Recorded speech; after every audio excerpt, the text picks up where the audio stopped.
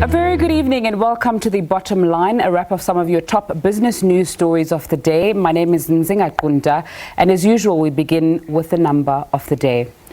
Today that number is 750 Rand. That's how much an academy called Solomon Project's Language Academy is charging parents to teach their children indigenous South African languages a month. Children attending the academy learn isiZulu, Setswana, Sepedi, depending on their needs.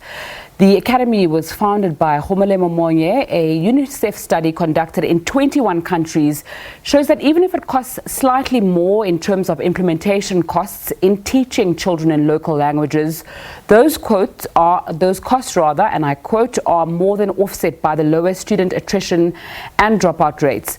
So in a country like South Africa, where according to an education analyst, Nick Spall, more than 400,000 children drop out from school, with 11 official languages, a closer look at mother tongue education and teaching may need to be looked at. So I'm joined in studio by Gomolemo Monye from Solomon Projects. Thanks so much for your time on SABC News. How many centers do you have, and talk to us about the aim of your academy? Thank you so much for having me, Nzinga. We've got two campuses.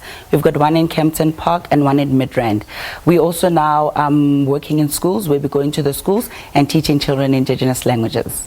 How did you come up with the pricing, and what kind of a business model does the academy have? So with regards to the pricing, we had to be competitive. We look at our business, initially when we started, we looked at the business as an extramural activity. So that's how we ranged it. Although we were very generous in a sense that most extramural activities, they last 30 minutes, but we give children an hour long of a lesson. Okay, and talk to us about the importance of mother tongue education for children, and perhaps your experience and why you started that. My whole thing is, I always say that you can never separate language from culture. If someone says they are of a culture, we expect them to be able to speak the language. And for you to learn a culture, it's so much easier if you learn the language and for you to understand it even better. Nelson Mandela always says that you can, if you speak to someone in a language they understand, they take it to their minds, they understand it with their minds. But if you teach a child, if you speak to someone in their own language, then it speaks to their heart. So I believe that if someone is able to speak their language, they can express themselves better, they can learn better, and they can know where they come from and who exactly they are. Mm-hmm. There's also the financial aspect of it, and there's also the education aspect of it, because if we go according to that UNICEF study, children who learn in their mother tongue and who are taught in their mother tongue have the capacity to stay in schools for longer. There's less of an attrition rate and there's less of a dropout rate. Have you looked at that? Have you looked at that aspect of it? So I can give you an example of when I went to university, the question paper would be in Afrikaans and English. And when I read the question paper, I only read it once and understand it in one way. But I put myself in the shoes of someone who has the opportunity to read the question twice in two different languages, and I can promise you that child could have done much better. So yes, learning in your home language and learning your home language first, it gives you, it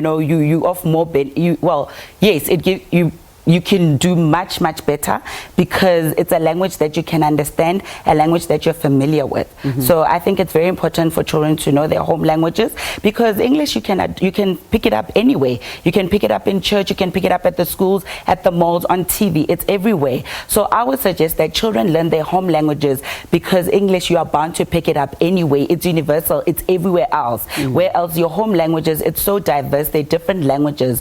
And that's why I always say that home languages, they are intentional. It's not something that you just pick up, because even us as parents, when we communicate with our children, the first thing is we speak in English, because we're so excited that this person can finally understand what I'm saying and they can express themselves as well. And guess what? Chances are they're speaking in English. Mm-hmm. So I would say that if we intentionally train our children to speak their home languages, English is going to be a breeze for them eventually. So one of the challenges that there is with that is that UNICEF study said that up until grade 4 in South Africa in particular, children can be taught and are taught in their home languages, in their mother tongue. Then when they get to grade 4, it switches to English. Yes. So how do you then deal with it? Because even if you're proficient in your mother tongue, almost as though the education system may hold you back because they're teaching you in English from that level. Yeah, but when you think about it, the English part is more to communicate with the educators. And now education has evolved in that the teachers are not just English-speaking teachers. So I think it was relevant then. But now in the society that we're living in, I believe that if a child knows their home languages, there's always someone who can interpret to them in English. And like I said, English is a universal language, so it's very easy to pick it up.